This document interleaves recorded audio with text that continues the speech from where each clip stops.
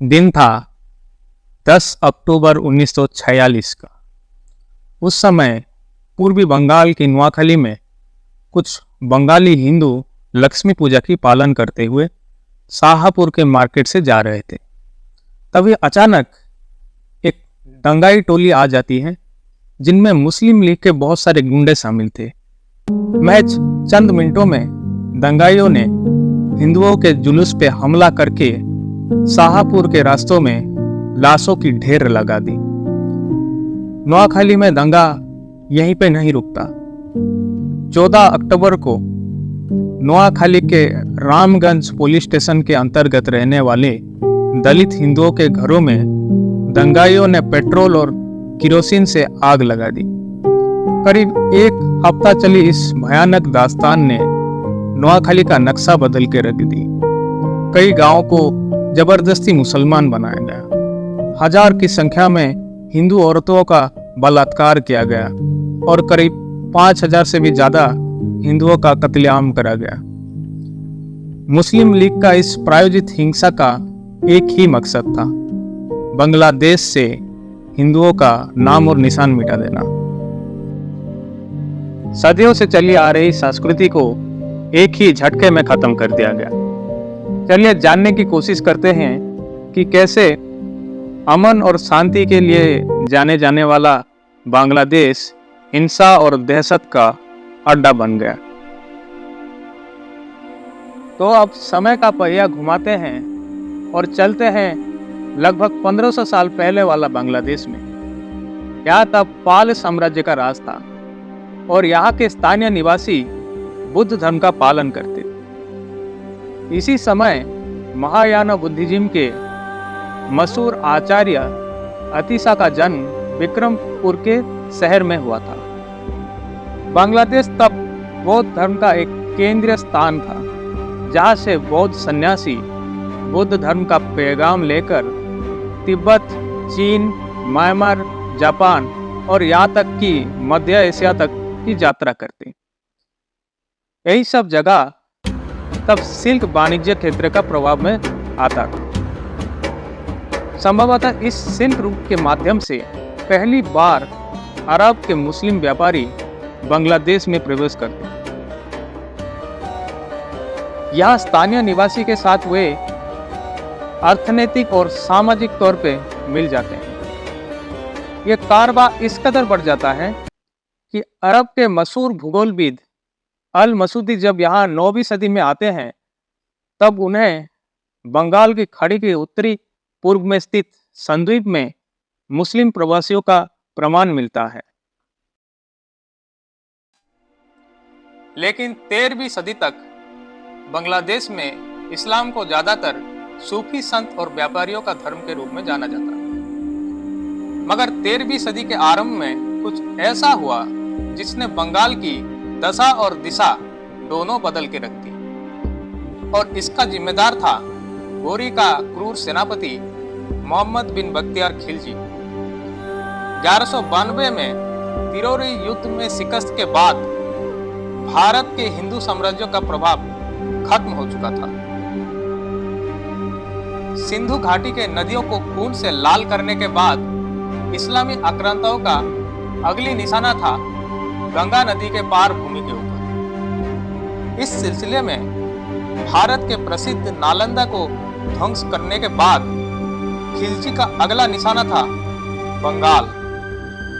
बंगाल में तब सेना साम्राज्य के 80 साल के बूढ़े राजा लक्ष्मण सेना शासन करते थे, जो खिलजी के खिलाफ कुछ ज्यादा नहीं कर पाए, और अंत में बंगाल में खिलजी शासन का शुरुआत हो जाता है। इसके साथ ही बंगाल की इस्लामीकरण का भी शुरुआत हो जाता है।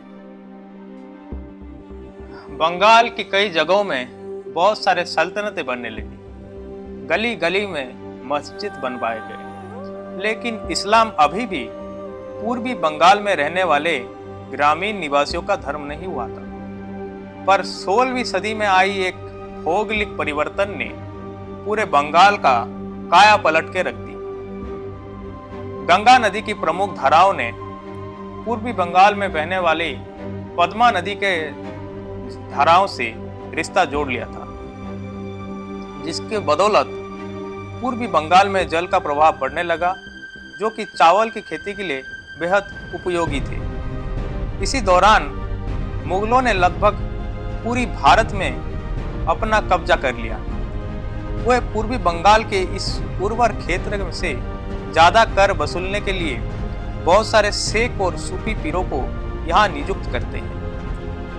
अब इन सूफी पीरों ने जंगल काट के खेती करने की जिम्मेदारी स्थानीय अधिवासियों को दे दी। इसी प्रक्रिया के दौरान स्थानीय अधिवासी सूफी पीरों के धार्मिक प्रभाव में आ जाते हैं, जिसकी बदौलत पूरी बंगाल की कृषि समुदाय का इस्लाम धर्म में परिवर्तन हो जाता है।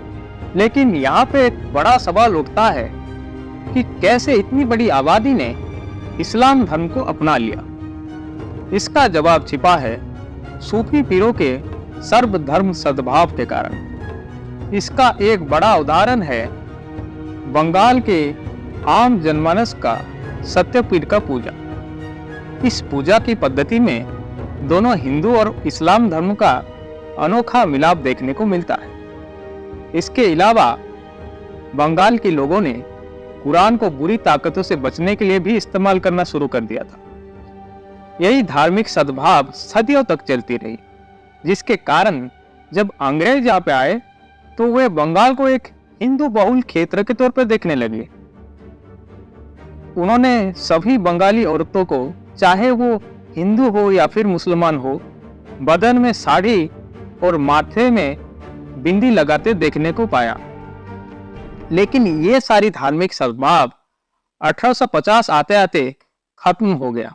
इसी दौरान बंगाल में कई इस्लामिक पुनर्जागरण आंदोलन शुरू हो चुके थे, जिनमें प्रमुख था फैरजी आंदोलन, जिसको शुरू किया था फरीदपुर के रहने वाला हाजी शरीयतुल्लाह ने, जो महज 18 साल की उम्र में ही हज करने अरब के मक्का को चला जाता है और 20 साल बाद हिंदुस्तान लौट आता है। वो अरब का संस्कृति का इतना दीवाना हो चुका था कि उसने अपने अनुगामियों को पिड्डे खाने के लिए मजबूर कर दिया था, जिसे अरब के मुसलमान खाते थे। उसने बंगाल में चल रहे धार्मिक सद्भाव का पुरजोर तरीके से खंडन किया और बंगाली मुसलमानों को एक अलग पहचान देने की कोशिश की।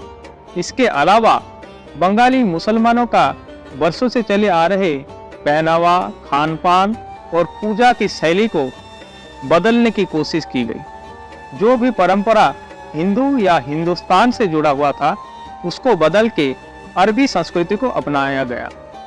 बंगाल के ज्यादातर मुसलमान उस समय अजलाब या फिर निचले पायदान के मुसलमान थे, जो उच्च दर्जे के सैयद मुस्लिम जैसे सामाजिक प्रतिष्ठा पाने के लिए अरब संस्कृति और परंपरा को अपनाना स्वीकार कर लिया।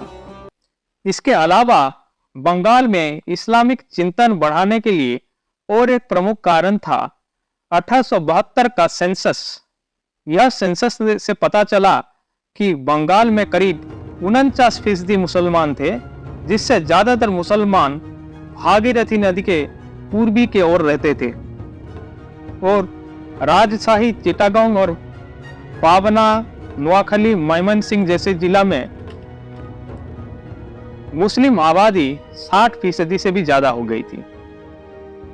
उस समय अंग्रेजों का भारत में सबसे ज्यादा चुनौती दे रहे थे बंगाल के हिंदू नेता। इन्हीं सारी चीजों को ध्यान में रख के अंग्रेजों ने बंगाली मुसलमानों के सारे मांग पूरी करने के लिए कोशिश कर दी। इसी सिलसिले में प्रमुख भूमिका निभाते हैं ढाका के नवाब सलीमुल्लाह, जो बंगाल को धार्मिक आधार में विभाजन का प्रस्ताव रखते हैं। 1906 में बनी मुस्लिम लीग भी उनकी अगुवाई में शुरू हुई थी। बाद में बंगाल विभाजन का आधार भी समूचे भारत का बंटवारा का मूल आधार बन जाता है, जिसमें मुस्लिम लीग प्रमुख भूमिका निभाती है।